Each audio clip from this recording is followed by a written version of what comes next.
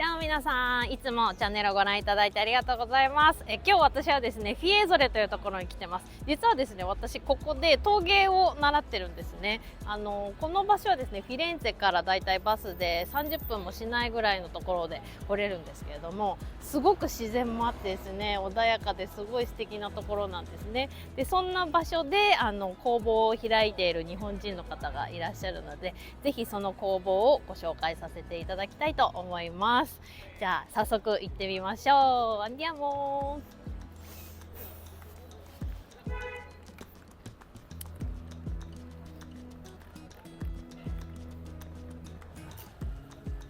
着きました。ここです。すごい可愛い。じゃあ皆さん入ってきますよ。入ってきましょう。こんにちは。海さんです。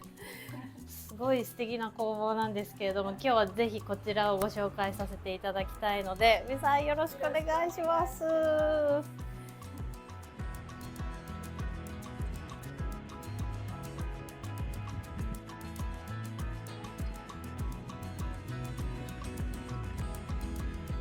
はい、じゃあちょっと早速なんですけど、私ちょっといつもこちらの工房で習ってるんですけれども、せっかくなので海さんの作品とかこの工房の紹介をぜひ皆さんにしていただきたいと思います。ありがとうございます。はい。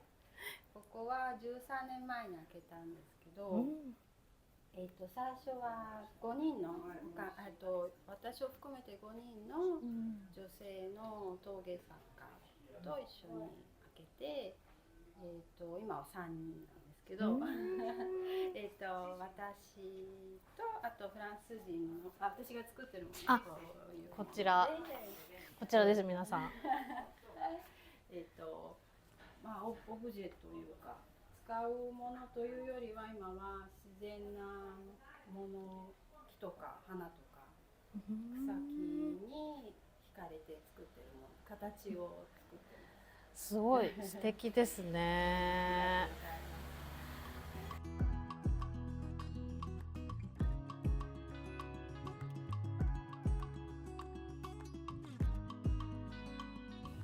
はい、じゃあちょっとこちらの方もぜひぜひ紹介いただいて。彼女はベルギー生まれの人で、イタリア系の人なんですけど、今はピサの方に住んでて、ここを開ける時から一緒にやっている人で、磁器を使ってアクセサリーを作ったりとか、紙のように見せて、陶器なんだけどちょっと違う素材に見せたりもして、遊び心があるアーティストさんです。でもめっちゃ可愛いですよ。これ一瞬私なんか段ボールかなと思った段ボールみたいなの作ってるのかなと思ったんですけど、陶器なんですって。いろんな人が騙されますね。可愛いですね。なんかあっち、今度は T シャツがあるんで、皆さんすごいね可愛い T シャツがあるんですよ。はい、これははるばるハワイからイタリアまで来てる方が展示してくれているもので、彼女83歳なんですけど、見えないっていうか、こうなんかポップなデザインからなんかこんな遊び心のある、そうなんです。すごいなんか遊び心があって色が綺麗で、もう本当にお年を感じられないというか、本当になんかパワーのある感じでめっちゃ可愛い。去年偶然知り合って、なんかここで知り合った。そうなんです。偶然通ってくれて、私こういうことやってるんだけど、また来たいから展示できないかしらとか言われて、でそんなぜひね、こんな機会はないだろうと思って。この方もお会いしてみたかった。今日は会えないということで残念なんですけどね、素敵ですね。あともう一人東京からも来ていただいてる方がいて、ちょっと見えにくいんですけど、アクセサリーをしている方で、佐藤陽子さんですけど、こういう銀製のものを主にちょっと金も入ってるんですけど、これはこれはピンですね。ピンで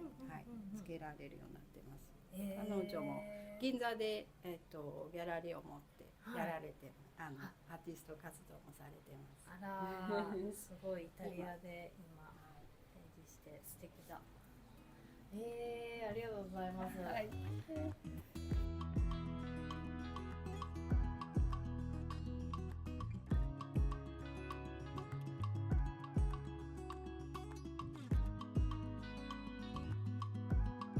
はい、じゃあ早速ですね、工房を見せていただきたいと思います。いつも私が習っている場所なんですけれども、そこを見せていただけるということで、じゃあ早速お願いします。お願いします。どうぞ。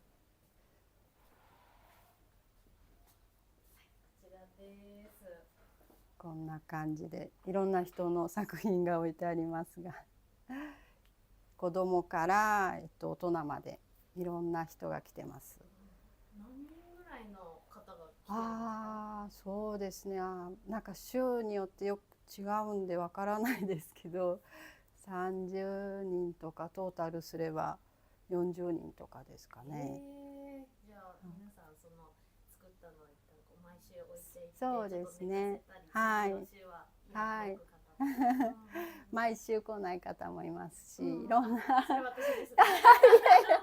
いろんなスケジュールでそれぞれの生活に合わせてとやってもらってるので、そうですね。いろんな人がいます。国籍もみんな違ったりして、いろんなお話が聞けて面白いです。一つの場所にいるけど、旅行してるみたいな感じ。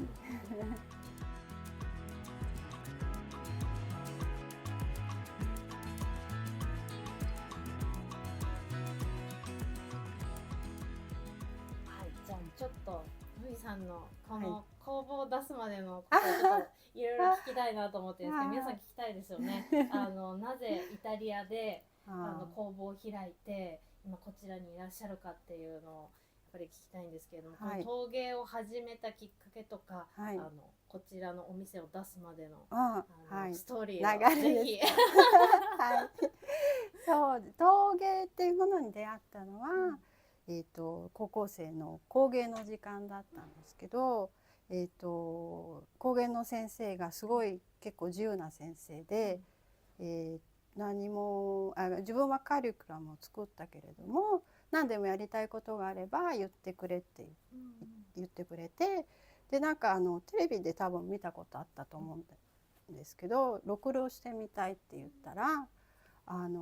学校にはまだなかったんですけど、学校のお金で多分買ってくれて、ろくろ3台釜1台と、あと全部材料も買ってくれて、その先生と一緒に始めたっていうのがなんか夢のような状況ですね。やりたいって言ったらもう全部買ってくれるみたいな。そうなんですよ。すごいなんかこんなことで、今思うとその時はまだ何もわからないで、ただ始めてみただけなんですけど、今思うと先生がいなかったら多分こう陶芸もやらなかっただろうし、こうその後の人生もなかったので、運命ですね。そうですね。そうなんです。で始めたらやっぱりすごい全感覚が集中するというか、触覚から視覚から全部その中に入っていくような感じで、吸い込まれるように、もうこれをずっとやっていきたいって16歳ぐらいの時に思ったんですよね。でどう続けていったらいいんだろうっていうのがやっぱその頃だとあんまり分からなくて、東京に住んでましたから、周りに陶芸をやってる人もあんまり見たことなかったし、作品とかは展示会とかはあるんですけど、そう本当に工房でやってる人を見るチャンスがなかったので、どう続けていけばいいのかなって探してるうちに、美大に行ってる人とかの、アドバイスとかで、じゃあ受験して美大に行けばいいのかなと思って、予備校に通い始めたんですね、美大のための予備校、で受験のためにデッサンをしたりとか、平面構成をしたりとか、そういう生活を、現役の時と、で現役の、入試には落ちてしまって、でまた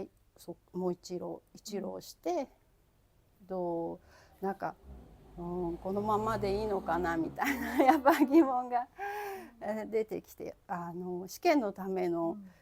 なんだろう、デッサンすごい好きだったんですけど、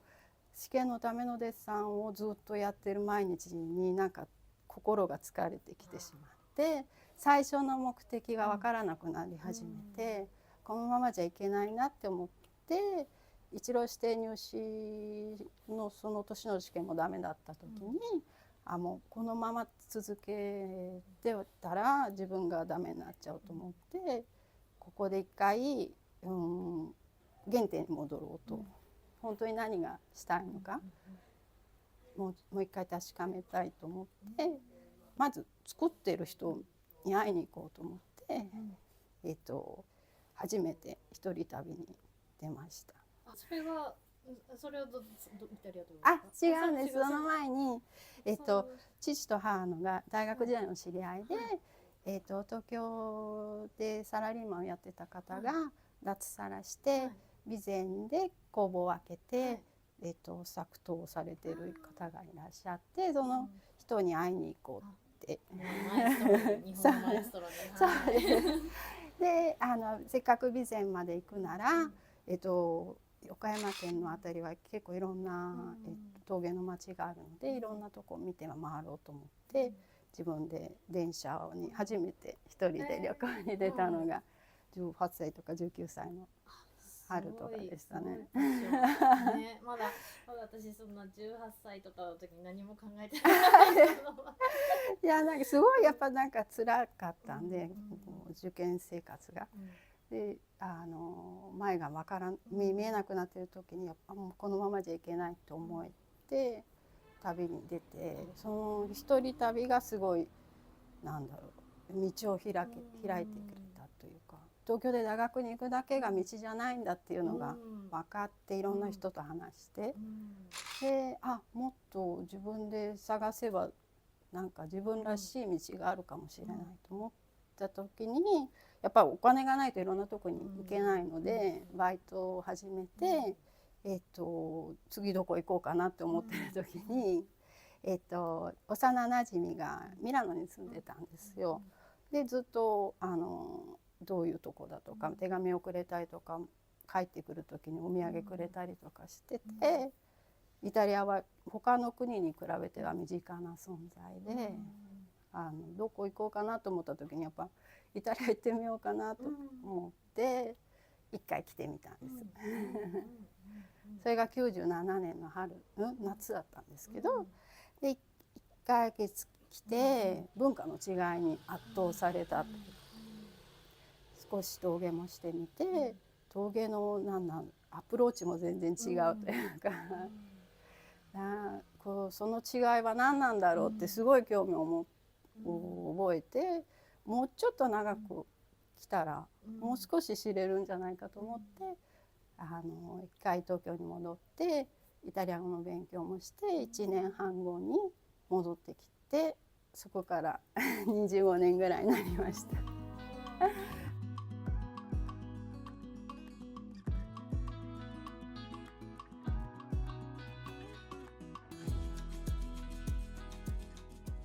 じゃあこの工房フィエーゾレに工房を出すきっかけになったことって何だったんですか？きっかけは家族ですかね。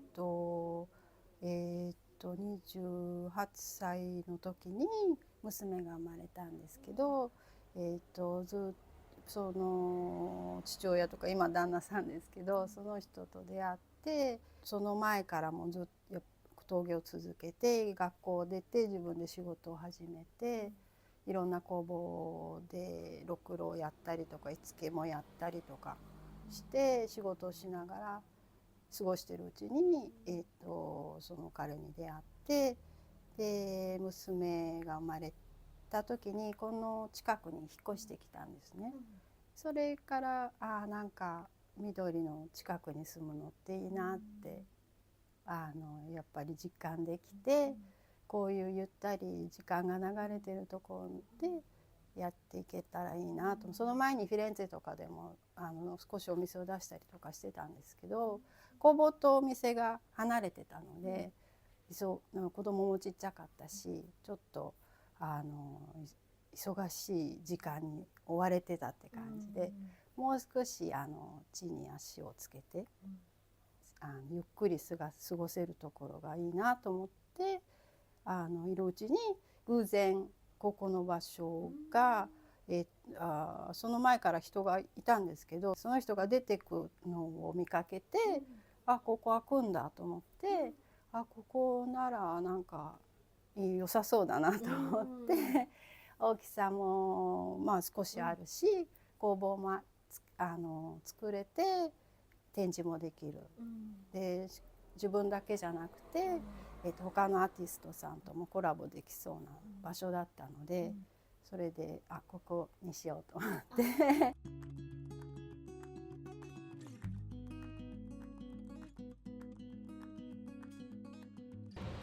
私たちはこの後散歩します。OK、ありがとうございます。終わりです。